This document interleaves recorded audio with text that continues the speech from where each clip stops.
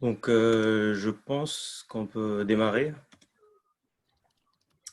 Tant pis pour Marie, quand elle vient, elle va nous faire signe.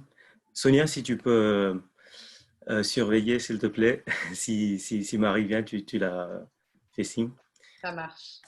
Merci.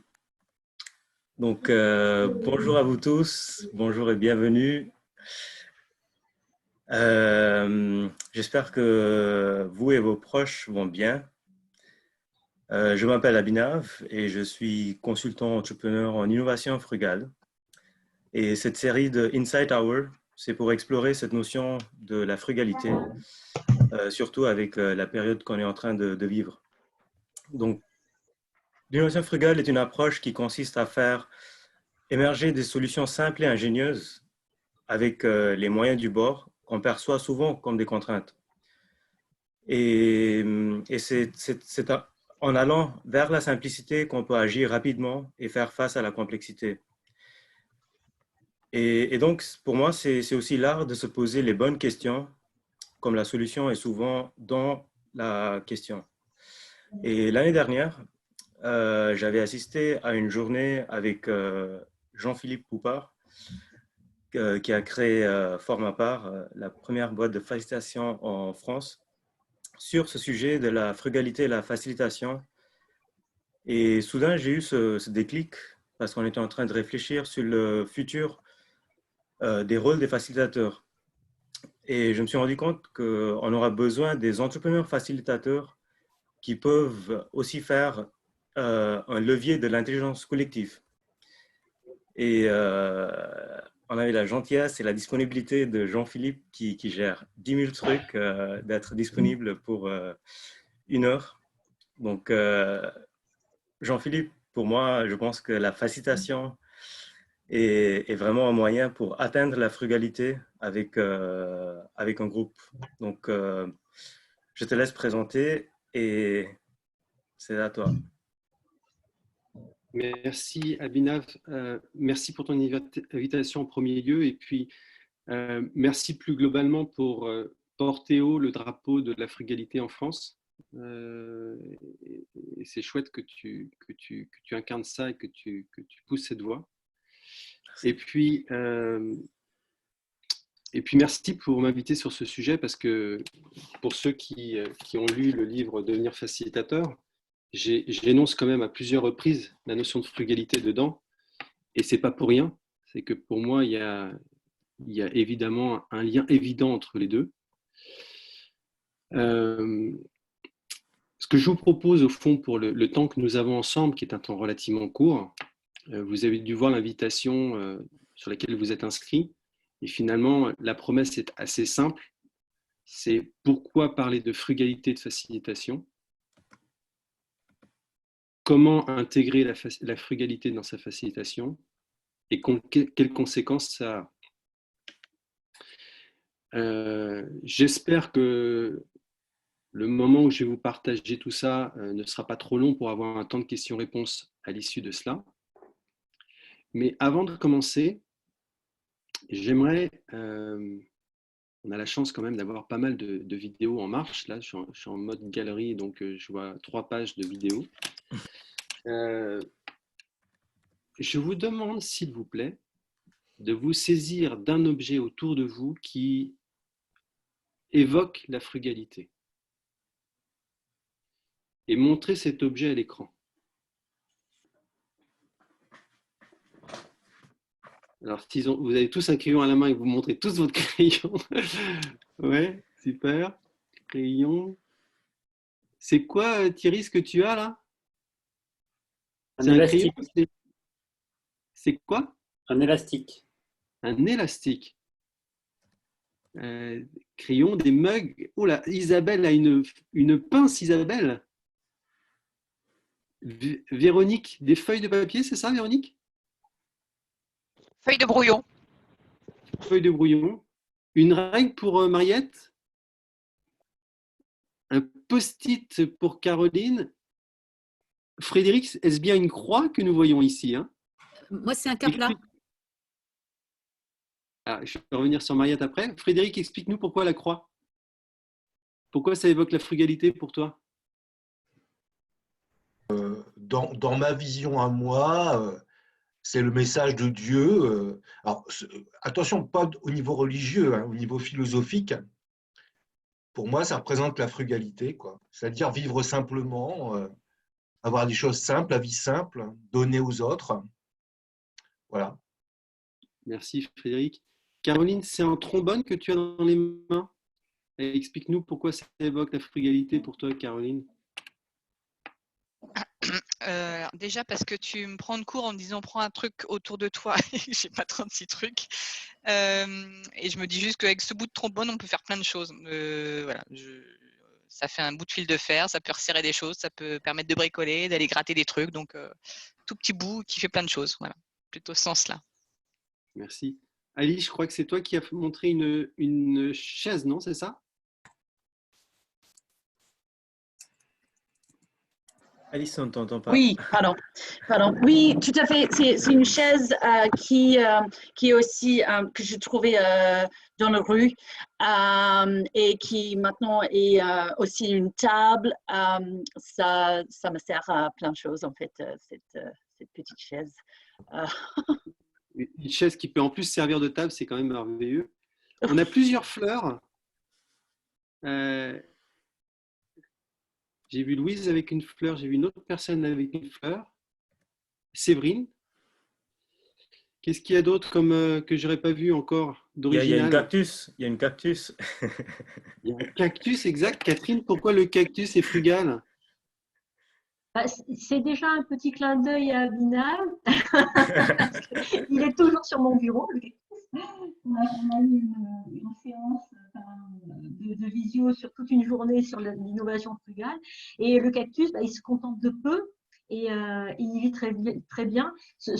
Mon cactus à moi, je crois que je dois l'avoir depuis 3 ou 4 ans sur mon bureau. J'ai dû l'arroser une fois. Et il est toujours là. Donc, Effectivement, ça consomme peu d'eau, ça. ah oui, dans la frugalité, je pense qu'on est, c'est le pompon. Hein.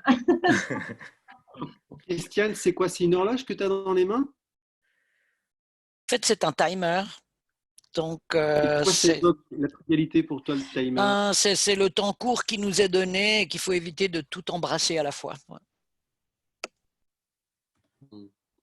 Et Oana, c'est quoi? Ton micro n'est pas branché, Oana.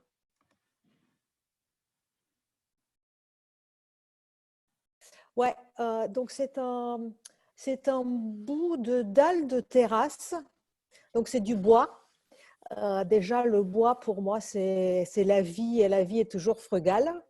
Et comme c'est un bout de dalle de terrasse que j'utilise comme sous-plat, donc pour moi, c'est un symbole de frugalité. On peut l'utiliser comme on veut. Voilà, c'est comme un plat, comme un sous-plat, comme un support. Très bien. Allez, un dernier sujet. Je vois Amélie qui a un verre d'eau à la main. Amélie, un verre d'eau, alors c'est… Bonjour, c'est le retour aux sources, la simplicité, la pureté, l'essentiel, quoi. Ouais. Bon, entre les fleurs et les verres d'eau et la chaise qui sert de table, je crois qu'on est bon pour aller vivre d'amour et d'eau fraîche. Attends, c'est quoi, Sophie, je vois? C'est un livre, non?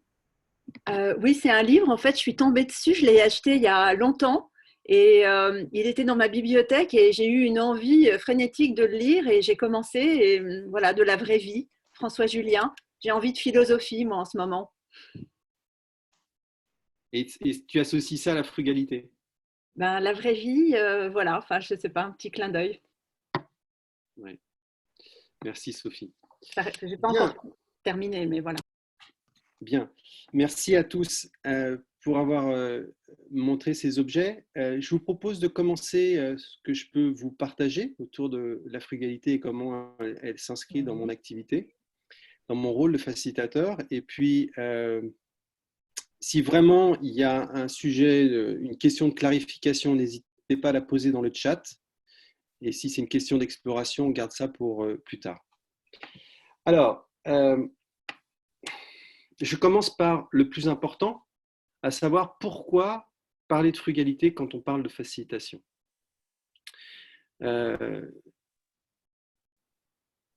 D'ailleurs, je tiens à préciser que j'ai préparé cette conférence en toute frugalité, avec énormément de légèreté. Abhinav m'a donné complètement le feu vert et je me suis senti très, très à l'aise avec ça. Donc, je voulais le préciser pour vous dire qu'en fait, je n'ai pas de support. Je l'ai fait volontairement. J'ai juste pris des feuilles de papier. Vous voyez, on est au chapitre 1. D'accord ? Donc, pourquoi frugalité dans la facilitation ? Parce que la facilitation, dans son essence, c'est évidemment de rendre les choses plus simples pour autrui.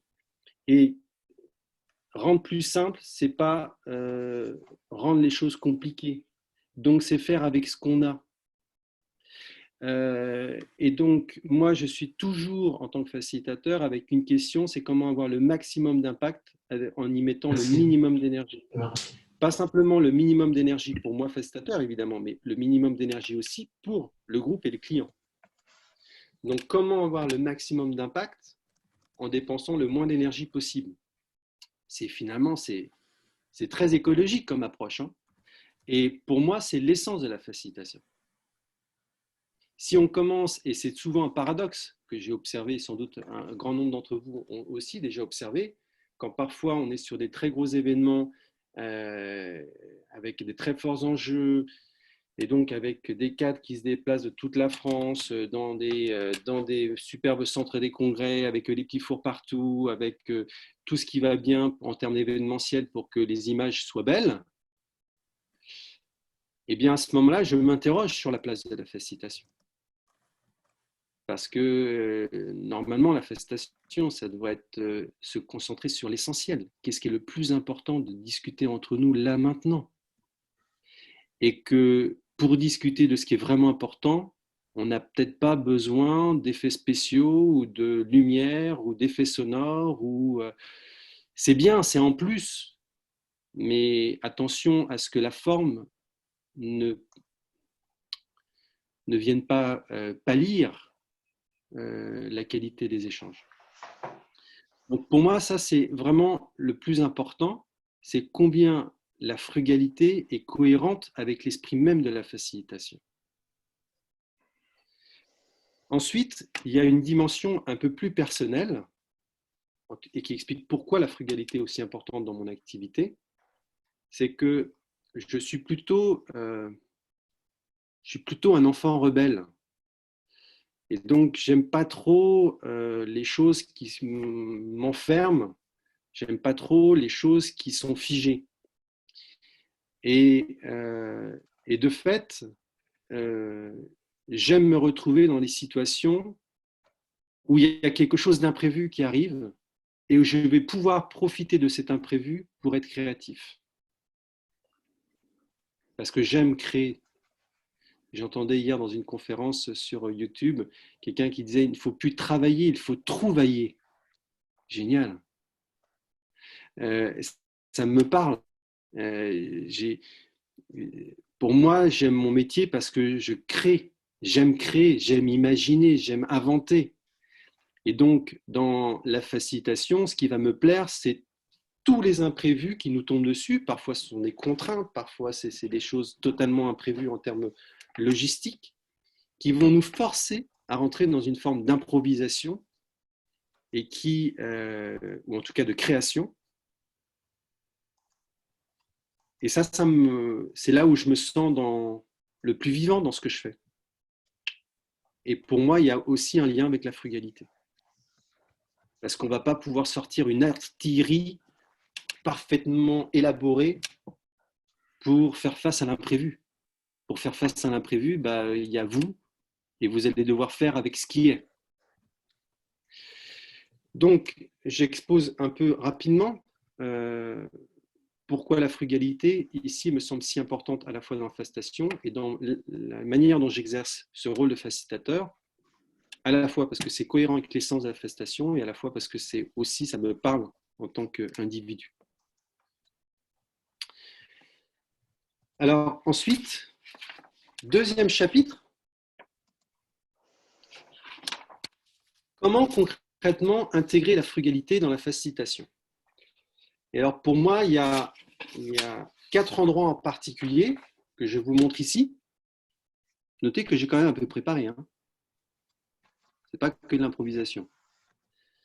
Jean-Philippe, est-ce que tu peux oui, dire je vais commencer par les. Okay. Donc, en fait, la première étape, là où je peux intégrer la fastation, dans la frugalité dans la fastation, c'est dans le pré-cadrage. Je ne suis pas dans le cadrage, je suis dans le pré-cadrage, c'est-à-dire dans le premier contact avec le client. Et à ce moment-là, on est évalué par le client, mais nous aussi, on évalue le client. Et il est important de rapidement sentir si oui ou non, on va pouvoir lui donner le meilleur de soi dans cette situation, si oui ou non, on va pouvoir bien fonctionner avec le client, si oui ou non, intervenir pour le client va avoir du sens, pour le client, le groupe, et pourquoi pas aussi pour nous, par la même occasion. Et au fond, il y a ici un choix. C'est est-ce qu'on y va ou on n'y va pas. Et une simple décision comme ça, elle va peut-être nous permettre de, quelque part, de faire une économie d'énergie. Ça m'est arrivé quelquefois de dire non à un client, pas parce que je ne voulais pas travailler avec lui, mais parce que ce qu'il nous demandait n'avait pas de sens. Eh bien, je pense qu'on a fait une économie d'énergie significative pour tout le monde.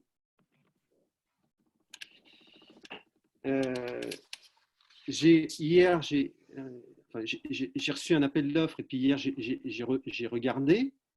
Quand j'ai regardé dans le détail de ce qu'il demandait, l'énorme machin que c'était, je me suis dit, mais no way, c'est pas pensable. On va dépenser une énergie folle pour répondre et pour un truc qui déjà pour moi n'a pas de sens. C'est déjà un gros machin et c'est tout sauf frugal. C'est tout sauf test and learn. Donc, de fait, il y a déjà dans la phase de pré-cadrage une occasion extraordinaire de faire une économie d'énergie. Ensuite, il y a une deuxième étape qui est donc la phase de design. Vous y êtes à la phase de design là? Vous voyez, attendez, je ne vois pas ma vidéo.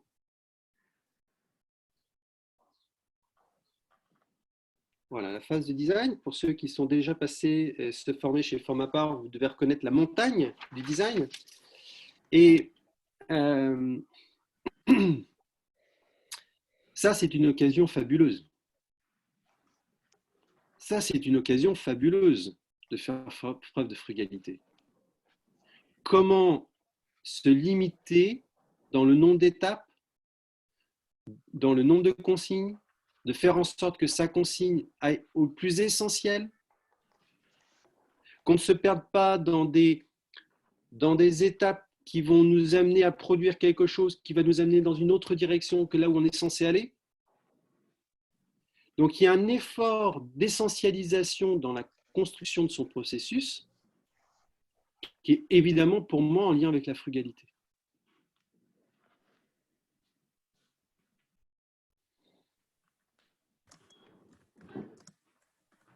Je serais presque tenté de vous faire un petit exercice. On le fait ou pas, Abhinav? Allez. On fait un petit exercice? Vous avez envie de faire un petit exercice ou pas? Ouais. Bon, je ne vois pas trop l'enthousiasme sur les écrans quand même. Hein. Je vois, à part Lorraine qui s'excite. Ah ben, les deux Lorraine sont très contentes. Ouais, bon, Sonia aussi. Ok, bon, on y va alors. Donc, vous avez saisi un objet tout à l'heure, n'est-ce pas? Vous avez saisi un objet. Donc, vous gardez cet objet en main. Abhinav va vous mettre en sous-groupe de 4 personnes. 4 personnes, ça fait 4 objets. Imaginez que vous êtes en train de construire un processus pour un atelier d'innovation. On s'en fout du sujet d'innovation. On est là pour innover sur un sujet, quel qu'il soit. Vous devez construire une consigne. Une consigne sur une étape du processus, celle que vous voulez. Et dans cette consigne, vous devez utiliser au moins 3 des 4 objets que vous avez. Quelle est la formulation de la consigne que vous allez donner pour donner un sens à ces objets. Et en même temps, un sens qui va nous rendre créatifs, évidemment, puisque nous sommes dans un atelier d'innovation. Est-ce que la consigne est claire? Vous pouvez mettre un check dans la conversation ou dans participant ou avec juste vos mains à l'écran. Si quelqu'un n'est vraiment pas clair, ok, ça m'a l'air à peu près clair pour tout le monde. Bon, des personnes qui disent on verra. Consigne à la forme à part, ça c'est original, ça. Baptiste, consigne à la forme à part. Baptiste, ça veut dire quoi? Ça veut dire que tu attendais que je te formule par écrit, c'est ça? Non, non, c'est juste la question, c'est est-ce que c'est une consigne du style une action, l'attention et on reprend l'attention du groupe? Non, non, non, tu fais une consigne, vous faites une consigne qui inclut l'usage de au minimum 3 des objets sur les 4, qui est donc une invitation à la création, à la créativité, puisque nous sommes dans un atelier d'innovation. On se laisse aller, c'est parti. Je pense qu'Abhinav, tu peux faire des sous-groupes. On donne combien de temps? Eh bien, moi, je pense qu'il faut être très rapide. Hein. C'est 4 minutes, pas plus. Allez, donc on est 60, donc je vais faire 20 groupes. Vous aurez un message tout à l'heure pour à diviser en sous-groupes. Et c'est parti. Il y a des questions? Ok. Allez.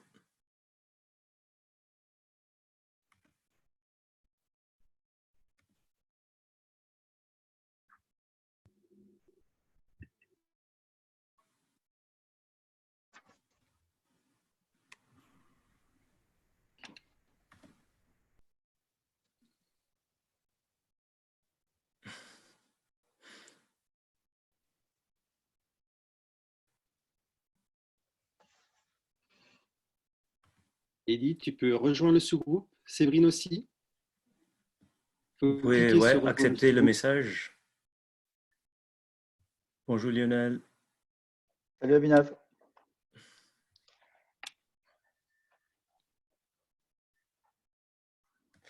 Donc je garde le temps, 11h58. Je ne sais pas si Abhinav, tu as une temporisation, c'est-à-dire quand tu dis de stopper les sous-groupes, il y a encore un timer ou pas? Ouais. Un timer d'1 minute? Ouais, tout à fait. Okay.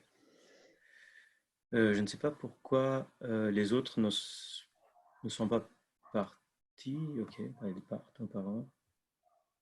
Je crois qu'il y a des participants qui peut-être ne... qui ne participent pas, ouais. Donc en fait, il y a trois personnes par groupe.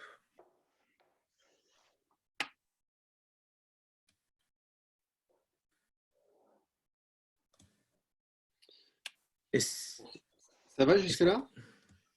Parfait. Parfait. C'est exactement ce que j'attendais. C'est... Bon. TV en groupe séparé. À demande de l'aide. Ok. Demande d'aide. Alors, je te laisse y aller, Abhinav. Je ne sais pas ce qui va se passer si je rejoins la salle. Ok, bah, je vais aller voir.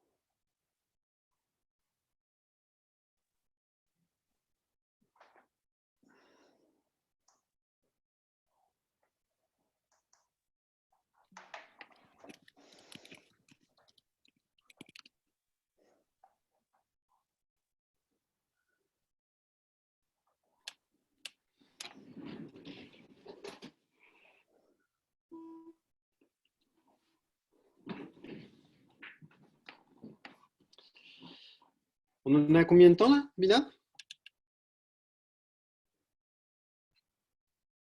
Binaf, tu es en double là. Ouais, j'ai eu un souci. Je vais juste voir pourquoi il y a une personne qui est...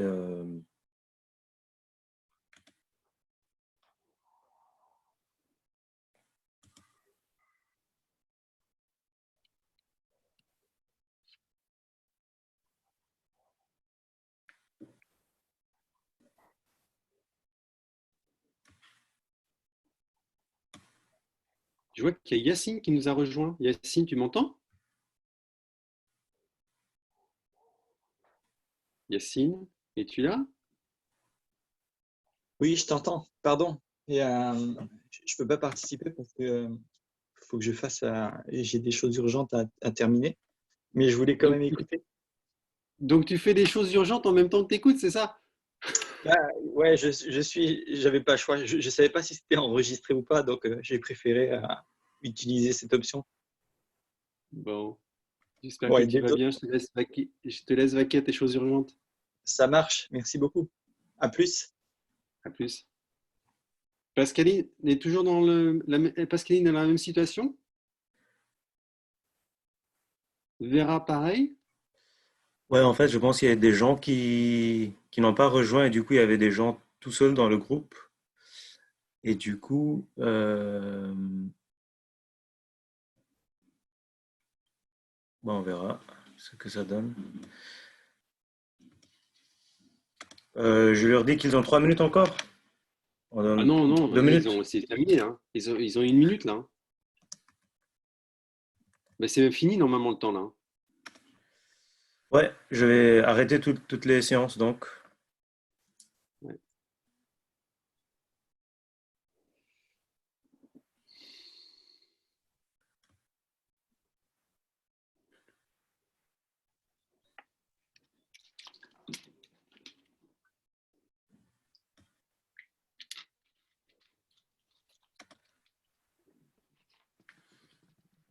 Ok, ils vont commencer à revenir.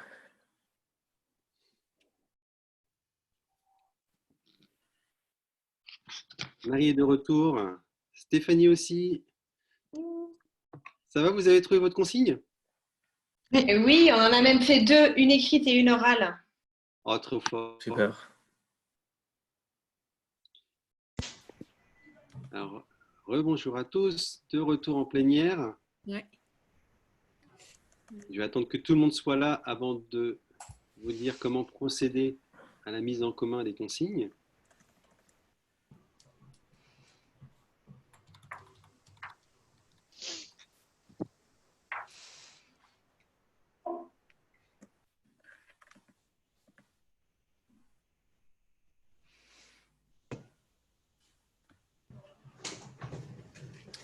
Encore.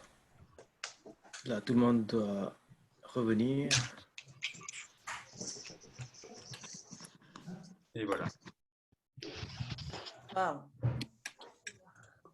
C'est bon? Vous êtes tous Ouais, là? tout le monde est de retour. Donc, voici ce qu'on va faire.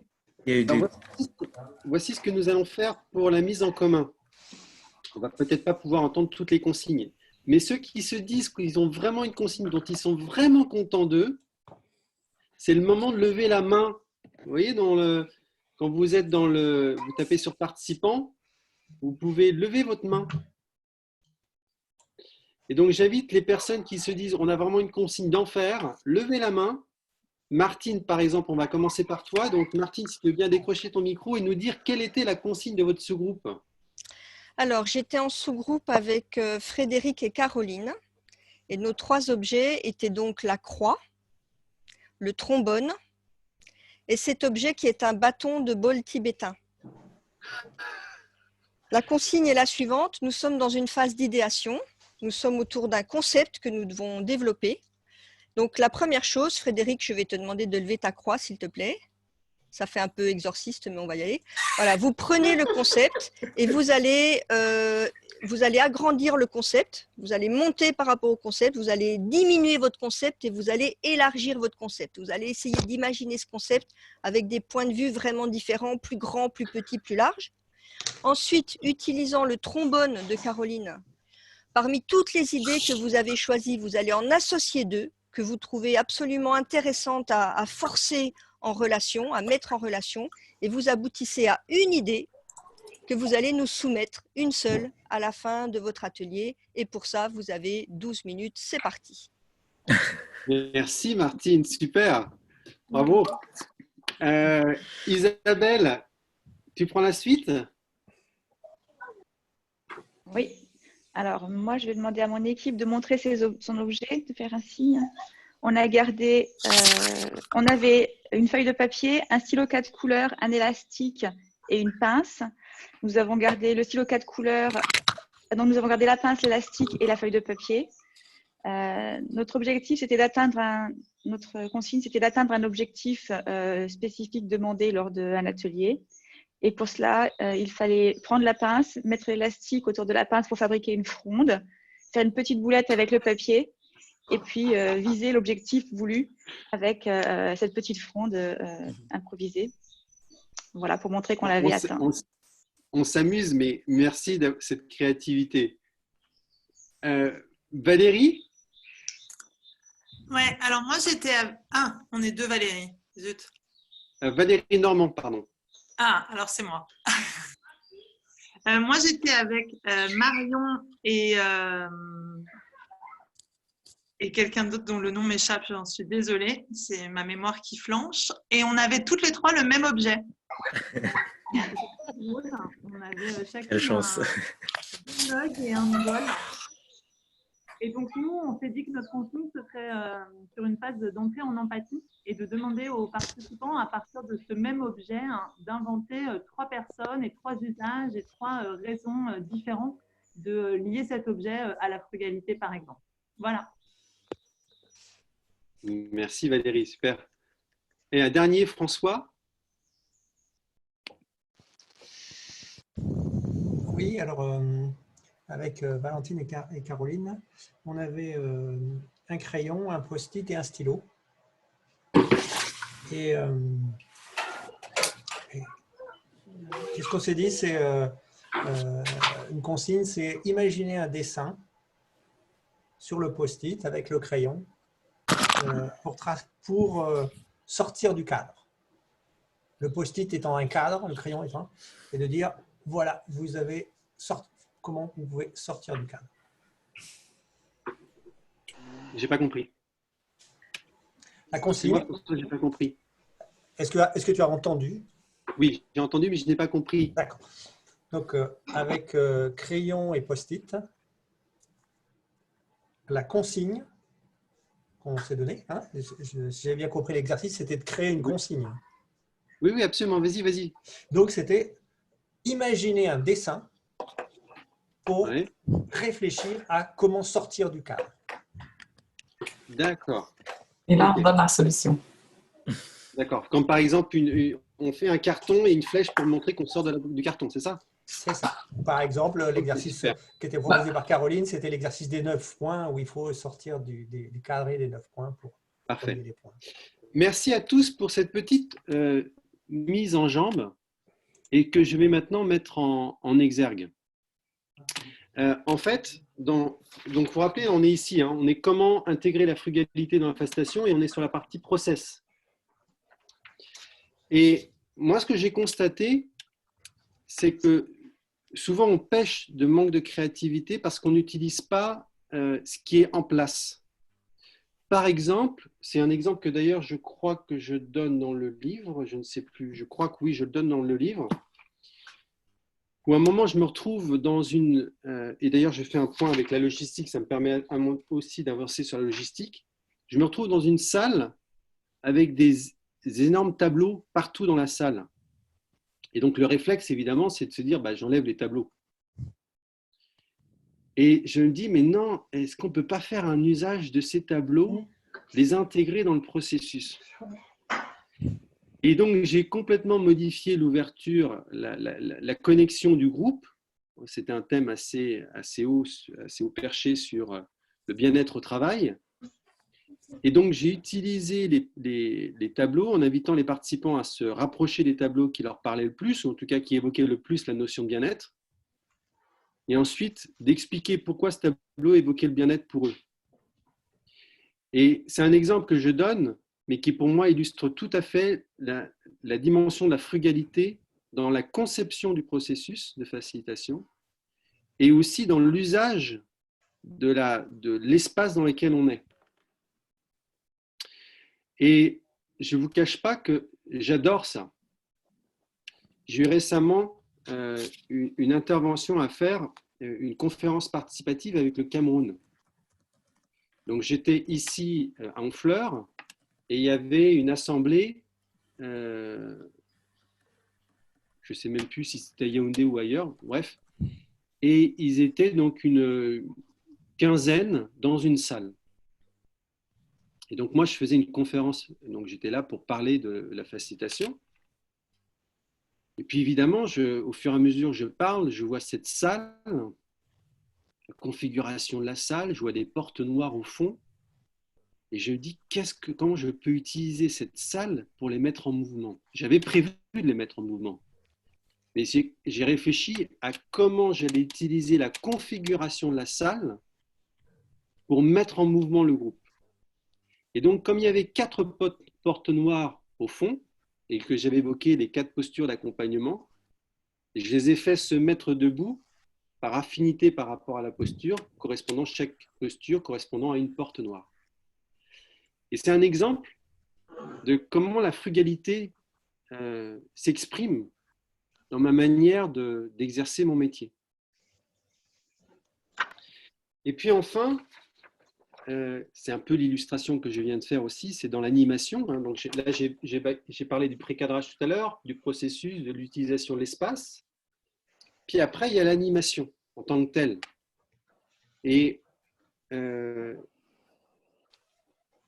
me permet d'évoquer sans doute un des points les plus difficiles à mesurer, à palper, à sentir quand on facilite un groupe.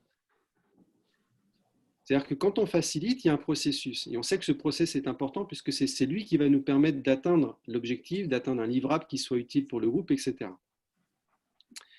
Et en même temps, on sait aussi que ce qui fait la qualité en termes de vécu pour les participants, c'est les moments inattendus où ils viennent à échanger de choses qu'ils n'auraient pas pu imaginer, comme une forme de rupture de pensée, de cheminement au cours de l'intervention, au cours de la facilitation. Et donc, c'est notamment ces moments d'émergence. Et ce que je trouve particulièrement difficile, encore aujourd'hui d'ailleurs, c'est lorsqu'on est face au groupe, il y a un temps, par exemple, de restitution, et de sentir qu'à un moment donné, on est en train de commencer à parler d'un sujet qui nous éloigne, mais de sentir que parfois cet éloignement est utile au groupe. Donc, ce qui est très difficile, c'est de sentir jusqu'où on s'éloigne et où est-ce qu'il faut recadrer pour ne pas trop s'éloigner. Mais pas recadrer trop vite non plus, parce que peut-être que cet éloignement va être utile. Et donc, vous voyez, cette capacité de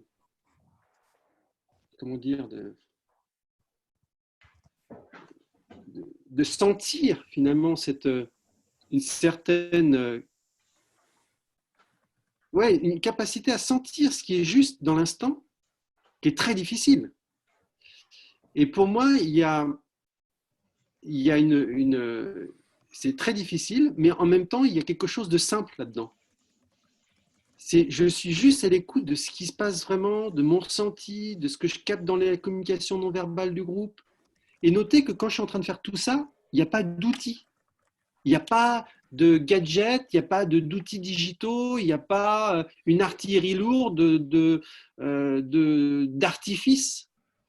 Il y a juste soit l'écoute de son corps, de ce qu'on ressent, par les médias de nos sens, par l'intermédiaire de tous nos sens. Et je trouve que c'est une forme de frugalité. Comment on s'adapte par rapport à ce qui est vécu uniquement avec nos capteurs sensoriels, quoi. J'espère que je suis clair dans ce que je vous raconte là. Je vois Louise qui est en train de s'endormir. J'ai peur. Non, ça va? C'était clair ce que je vous ai raconté là ou pas là? Ouais, très clair. Ouais, ok. Merci. Alors ensuite, donc j'en ai fini pour le comment. Donc on passe dans le chapitre 3. Frugalité et facilitation, conséquences. Alors, il y a une conséquence très matérielle, c'est que moi, avec uniquement ceci, vous voyez là tout là, voilà. Avec uniquement ceci, je facilite, enfin, c'est à peu près 80% du temps que je facilite, j'ai besoin que de cela. C'est quoi le deuxième objet, Jean-Philippe? C'est un petit bâton de parole, si tu veux. Ah oui, ok. Et en fait, ceci n'est pas suffisant. Il y a un autre objet, et l'autre objet, c'est ça, c'est les feuilles de papier. Et pourquoi je ne le mets pas? Parce que je n'ai pas besoin de transporter des feuilles de papier, parce que partout où je vais faciliter, il y a toujours des feuilles de papier à disposition. Donc finalement, je peux faciliter 80% de mon temps uniquement avec ça dans mon sac. Et pour moi qui voyage tout le temps, qui est toujours en vadrouille, bah, c'est hyper important d'être léger, vous voyez. Et ça, c'est la première conséquence. Donc, je me facilite la vie en étant frugal. En revanche, il y a une deuxième conséquence, et ça sera la dernière que je donnerai, qui est beaucoup plus difficile à gérer. Cette conséquence, c'est les attentes du client. Comment gérer les attentes du client lorsque dans la courbe de progression du client dans le chemin collaboratif, dans sa montée en puissance dans le collaboratif, dans sa maturation des processus collaboratifs, eh bien, le client, naturellement, il est dans une attente de trucs nouveaux. Laetitia, tu peux baisser ton micro, s'il te plaît? Oui. Si quelqu'un qui a du bruit Laetitia. derrière lui, c'est Laetitia, donc. Merci, Isabelle. Donc, le client, dans son processus de maturation, des processus collaboratifs, il est toujours en attente du dernier truc, du truc waouh, du truc qui va être génial, inattendu, qui va être drôle, qui va être ludique, du dernier outil digital ou du dernière méthode en vogue. Et évidemment, quand on lui propose une solution extrêmement frugale en face, ça ne correspond pas tout à fait à ses attentes. Même si ce que vous lui dites, c'est « non, mais on va s'intéresser à l'essentiel. Pour discuter de ce sujet-là, il n'y a pas besoin d'artifice. Il faut juste poser la bonne question au bon moment. » Et pour le client, il peut l'entendre, mais c'est difficile à accepter. Il a malgré tout des attentes d'apprentissage de nouvelles choses, quoi. Et ce n'est pas du tout un jugement que j'émets, parce que moi-même, par exemple, en ce moment, manifestation à distance, je suis le premier excité à découvrir quelque chose de complètement nouveau. Donc, c'est tout à fait normal, cette attitude du client. Et quand je dis attitude du client, j'inclus le groupe. Hein. Et donc, ça, c'est une difficulté lorsqu'on veut proposer une solution extrêmement frugale. Eh bien, pour le client, ça donne un sentiment de « ah, c'est tout », sentiment de pas assez. Et il me semble que le contexte où c'est le plus entendable pour le client, c'est dans un contexte totalement improvisé, extrême. On est à la dernière minute, on avait besoin de faire quelque chose là tout de suite maintenant et on ne sait pas quoi faire. À ce moment-là, il va entendre qu'on veut lui proposer une solution frugale. Mais lorsqu'on est dans un temps de préparation classique, normal, où on a donc du temps pour préparer, le client, à moins qu'il ait une très grande maturité, sur le processus collaboratif, encore une fois, il va attendre quelque chose qui, justement, n'est pas vraiment frugal. Et je trouve que ça, c'est une des conséquences les plus difficiles à gérer lorsqu'on veut assumer une certaine frugalité dans son style de facilitation. Il est 12h20, j'ai terminé. Alors, c'est peut-être le moment de passer à quelques questions. Je suis désolé, j'étais peut-être un peu long. Non, merci beaucoup, Jean-Philippe. Je pense par rapport à la frugalité, tu as touché les différents axes. En commençant par faire avec ce qu'on est et avec ce qu'on a. je pense, qui est le plus important. On perd beaucoup moins d'énergie en faisant un choix conscient. Il y a le process et la simplicité du design. Et comment est-ce qu'on peut intégrer les ressources du contexte avec l'exercice que tu nous as fait faire.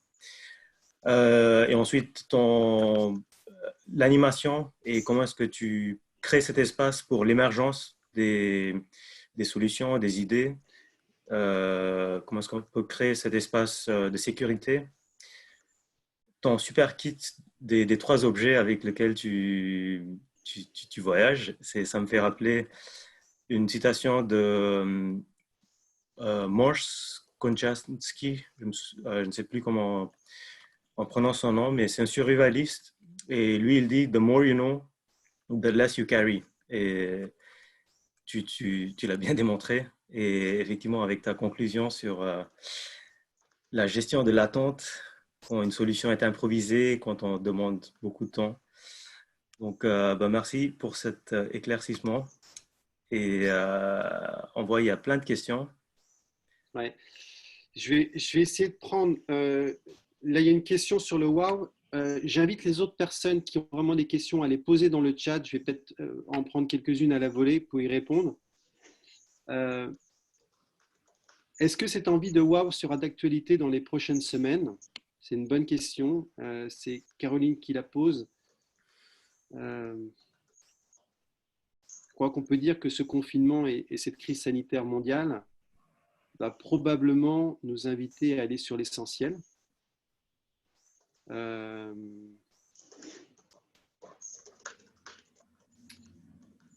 Néanmoins, on ne sait pas comment... ça, c'est le court terme, mais après, comment ça va se passer post-confinement, quand tout le monde va retrouver une activité à peu près normale. Je ne sais pas quel sera le... Moi, j'ai le sentiment que le wow effect qui est recherché, la découverte du dernier outil, de la dernière méthode, ça fait partie de la courbe d'apprentissage. Donc, ce n'est pas forcément négatif. Ça fait partie du chemin, quoi.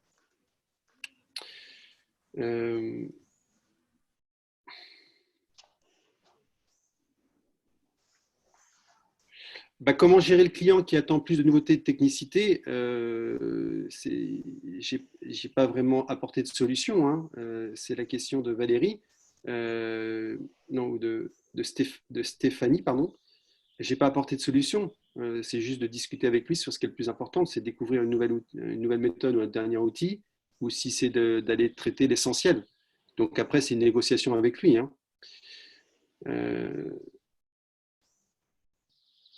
Voilà. L'avantage, c'est le coût aussi. Effectivement, je n'ai pas évoqué ça, mais la facilitation à distance est une manière d'être très frugal. On a fait une intervention avec plus d'une centaine de cadres qui étaient des cadres répartis sur tout le territoire français. On a fait le séminaire à distance. Il est évident que pour le client qui pensait que c'était impossible, la conséquence et la conclusion de ça, c'est de se dire, mais en fait, on pourrait le faire plus souvent.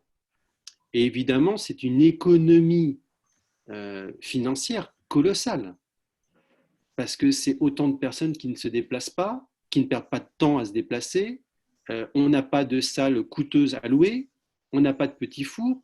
Enfin, la facilitation à distance, même si on utilise malgré tout la technologie, il faut quand même le reconnaître, et donc ce n'est pas complètement frugal.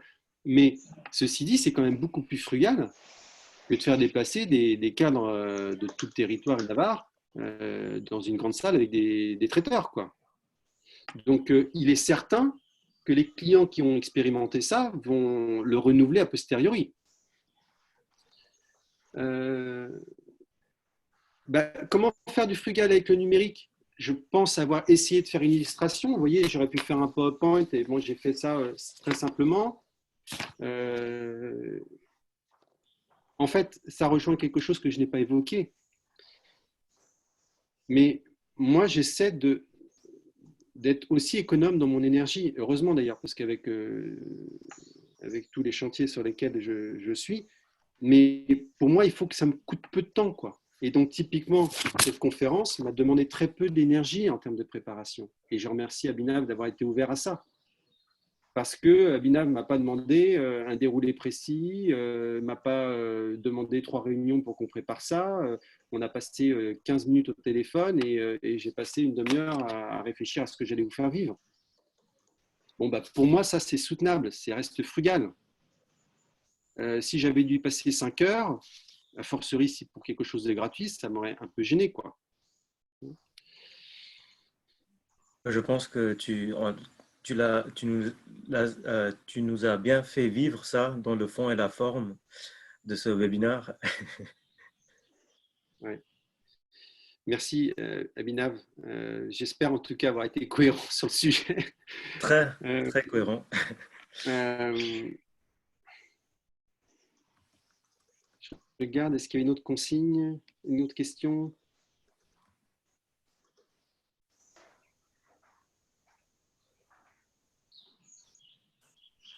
Voilà, je crois avoir fait le tour des questions. Pas d'autres questions? Il y avait une question par rapport à l'impact positif sur l'environnement et la planète. Bah, je crois avoir un peu... Ouais, au niveau de évoqué l'énergie. ça. Moi, c'est là où je fais vraiment la distinction entre l'événementiel et la facilitation, quoi. C'est que je trouve que l'événementiel, d'une manière générale, est très impactant sur le plan environnemental. C'est souvent des grandes messes dans des grands lieux qui sont mal isolés, qu'il faut chauffer à bloc pour pas qu'on ait froid. Il y a toujours plein de gâchis en termes d'usage plastique, de nourriture qui ne sont pas à manger. Enfin bref. Donc pour moi, l'événementiel doit se réinventer complètement, mais ça a déjà commencé. Hein, mais la marche est tellement grande que ça va prendre du temps avant qu'ils aient comblé l'écart. Et pour moi, la facilitation peut être un peu plus frugale. Néanmoins, là où je suis certain qu'on est plus frugal, c'est lorsqu'on est sur des petits groupes. Lorsqu'on est sur quelque chose qui reste encore très, très agile, quoi. Sitôt qu'on est sur des grands groupes, ben, on retombe un peu dans l'écueil que j'ai évoqué sur l'événementiel, malheureusement.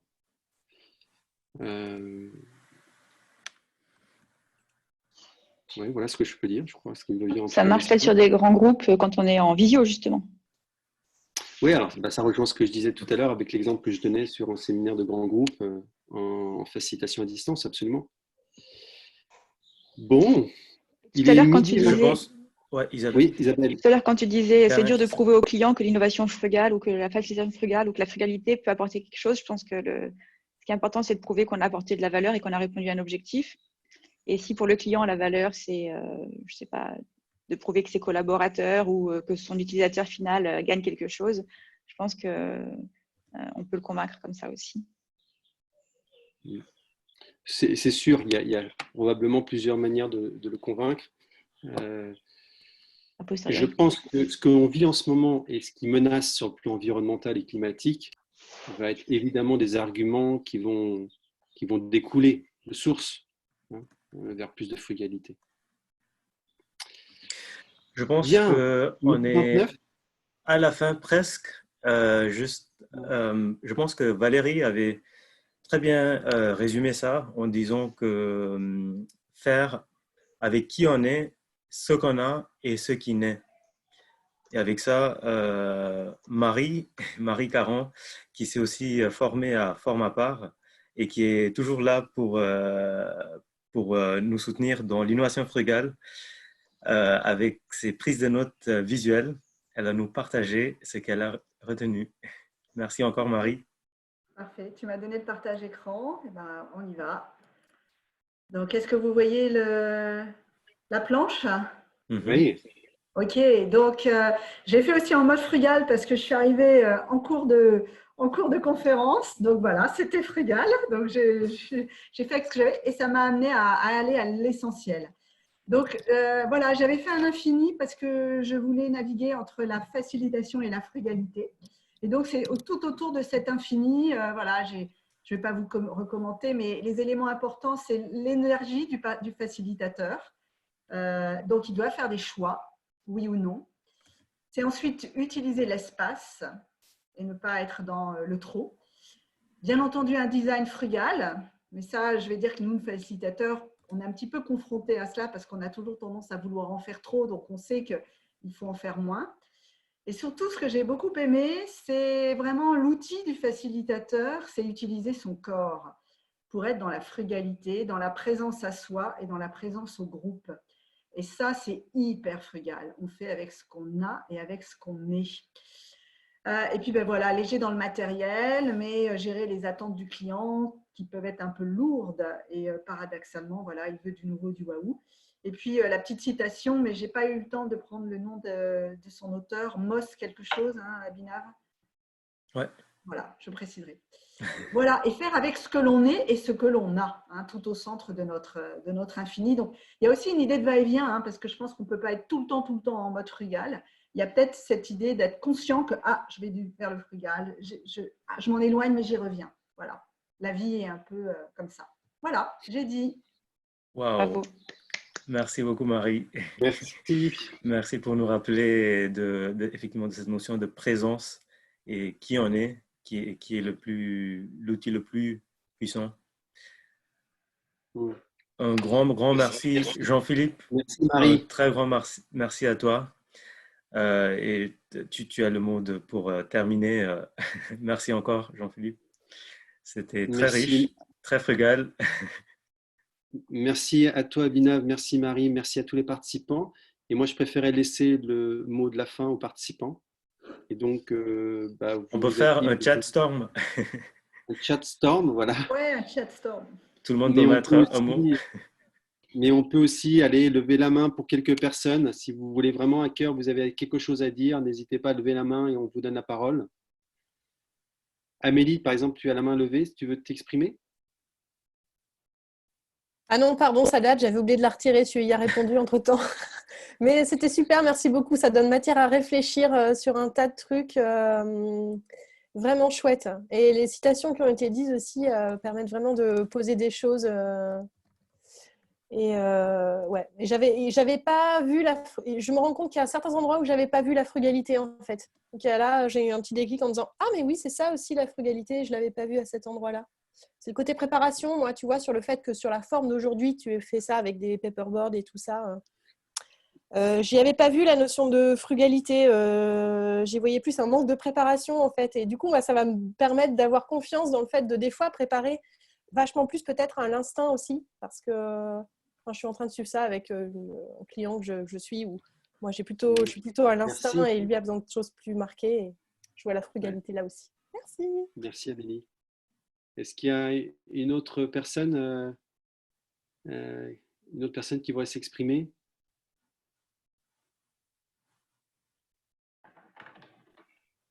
Non?